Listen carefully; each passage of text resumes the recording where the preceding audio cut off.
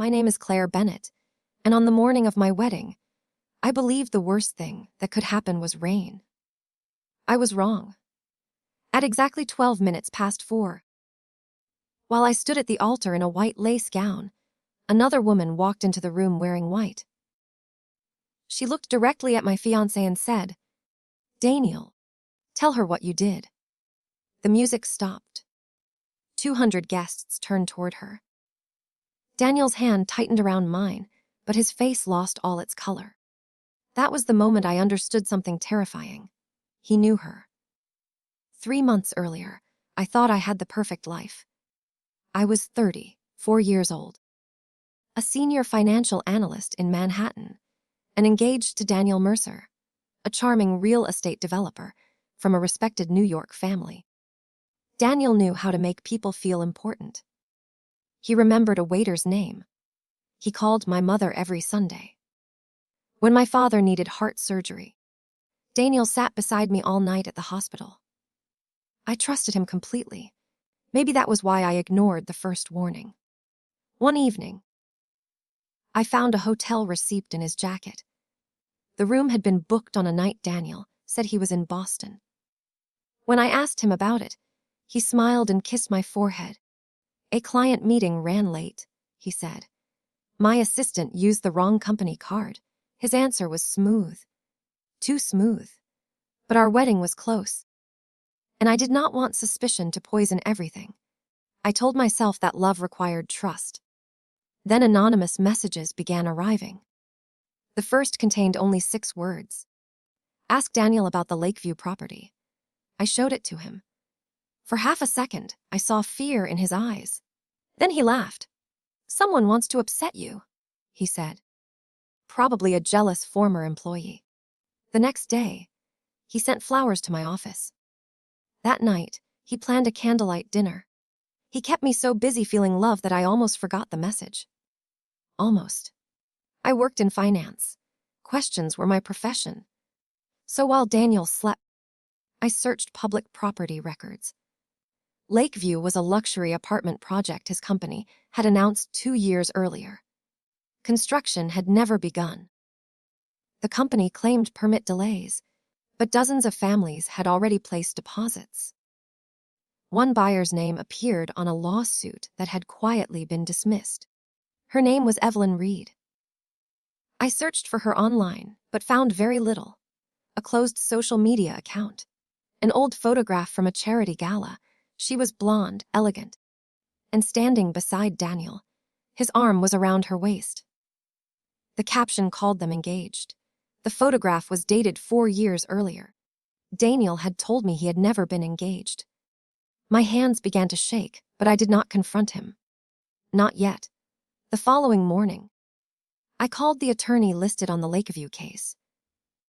I pretended to be researching failed developments for work.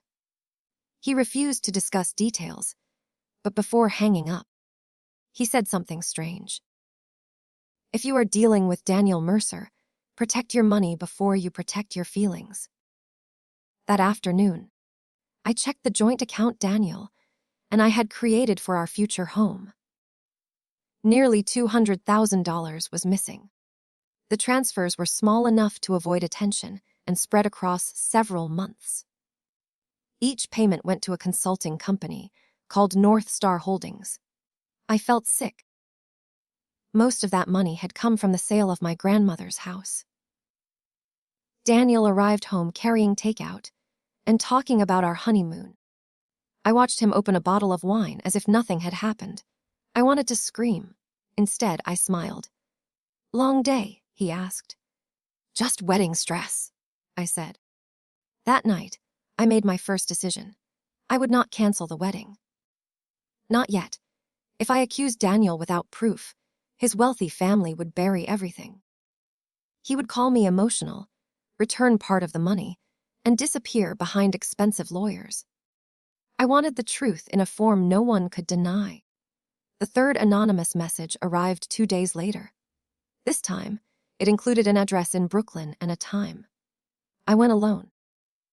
Evelyn Reed was waiting in the back corner of a quiet coffee shop. She looked like the woman from the photograph, But sadness had sharpened her face. "You sent the messages," I said. "Yes." "Were you having an affair with Daniel?" She gave a bitter laugh. "No, Claire. You were." Then she placed a marriage certificate on the table. Daniel Mercer and Evelyn Reed had married 5 years earlier in Connecticut. There was no divorce record. For a few seconds, I could not breathe. Evelyn explained that Daniel had convinced her to invest her inheritance in Lakeview. He forged documents, emptied their accounts, and disappeared after telling everyone their marriage had ended. When she threatened to expose him, Daniel's father paid her attorney to abandon the case.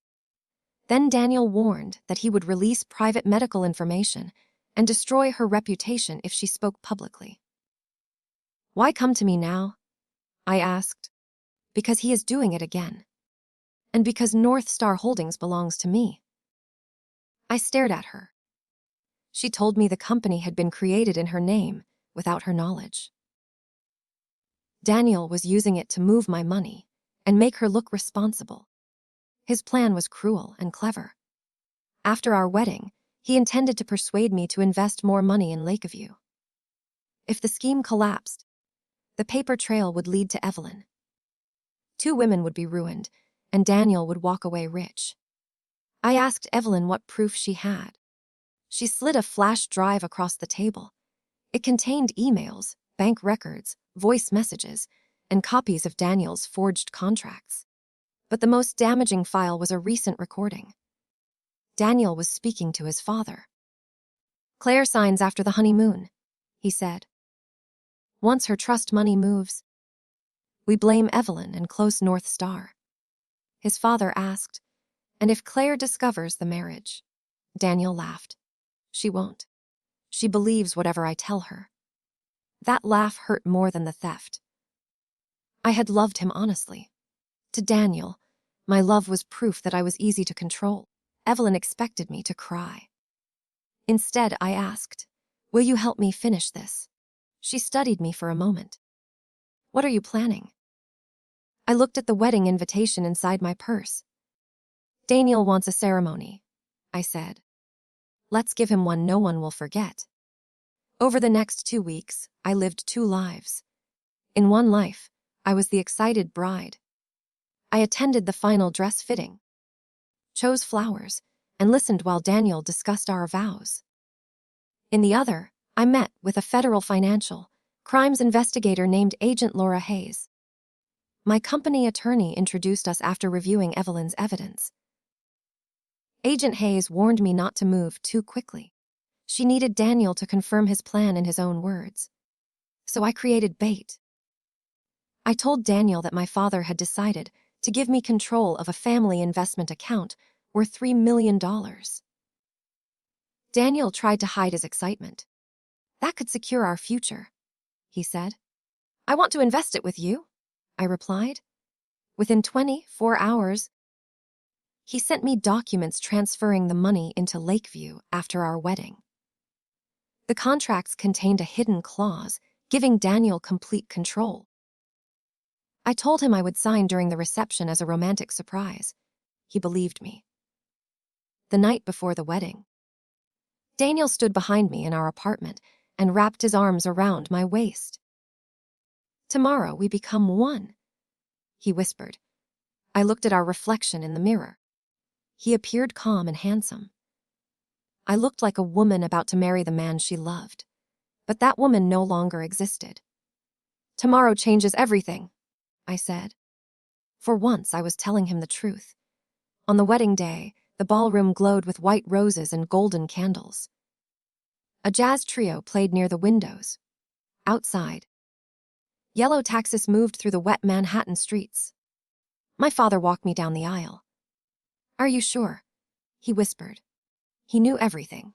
So did my mother, the investigator, and 3 security officers dressed as guests. "I have never been more sure," I answered. At the altar, Daniel smiled as though he had already won. The officiant began. Then, right on time, the doors opened. Evelyn entered in a simple ivory dress. Gasps moved through the room. She stopped a few feet from us and said, "Daniel, tell her what you did." His hand crushed mine. "Claire, this woman is unstable," he said quickly. "She has been stalking me." I pulled my hand away. "You mean your wife?" The silence that followed was absolute. Daniel stared at me. His mother stood up. His father shouted for security. But the security officers did not remove Evelyn. They locked the ballroom doors. A large screen behind the altar came to life. First, it displayed Daniel and Evelyn's marriage certificate. Then came the bank transfers. Then the forged contracts. Finally, Daniel's recorded voice filled the ballroom. "Claire signs after the honeymoon. Once her trust money moves, we blame Evelyn." Every guest heard his laugh. Daniel lunged toward the laptop, but Agent Hayes stepped forward and blocked him. "Mr. Mercer," she said, "I suggest you keep your hands where we can see them." His face changed. The charming mask disappeared. He turned toward me with pure hatred. "You set me up." I removed my engagement ring. "No," I said. "I gave you the opportunity to tell the truth. You chose the trap yourself." Then came the twist Daniel never expected. His father tried to leave through a side door, but 2 investigators stopped him. Evelyn's evidence showed he had approved the shell companies, bribed witnesses, and helped hide Daniel's first marriage. Father and son were taken away together. Daniel looked back at me as the officers led him through the same doors Evelyn had entered. "Claire, please," he said. "We can fix this." I placed the ring on the altar. "You mistook my trust for weakness," I told him. "That was the most expensive mistake of your life." The arrests were only the beginning. Daniel's attorneys tried to discredit Evelyn and me, but the records were undeniable. Several other Lakeview victims came forward. Together, their testimony revealed a fraud scheme spanning 6 years. Daniel pleaded guilty to fraud, identity theft, and conspiracy. His father was convicted after a public trial. The court ordered their assets sold. The victims recovered most of their money, including my grandmother's inheritance. Evelyn's name was cleared. As for the wedding reception, we did not cancel it. After the investigators left, I stood before the guests and told them the marriage would not happen. But the food was paid for, and the band was excellent. "Tonight," I said, "we are not celebrating a wedding. We are celebrating 2 women who refuse to be erased." Evelyn looked at me in surprise. Then she began to laugh. Soon, my mother joined her. Then my father. Within minutes, the dance floor was full. It was the strangest celebration of my life, and also the most honest. A year later, Evelyn and I created a small legal fund for women facing financial abuse. We named it the White Rose Project after the flowers at the wedding. People sometimes ask whether I regret walking down that aisle. I do not. If I had canceled quietly, Daniel would have invented another lie and found another victim. Instead, his entire world watched the truth arrive through the front door. I once believed revenge meant making someone feel the pain they caused you. Now I understand it differently. The best revenge is not destruction.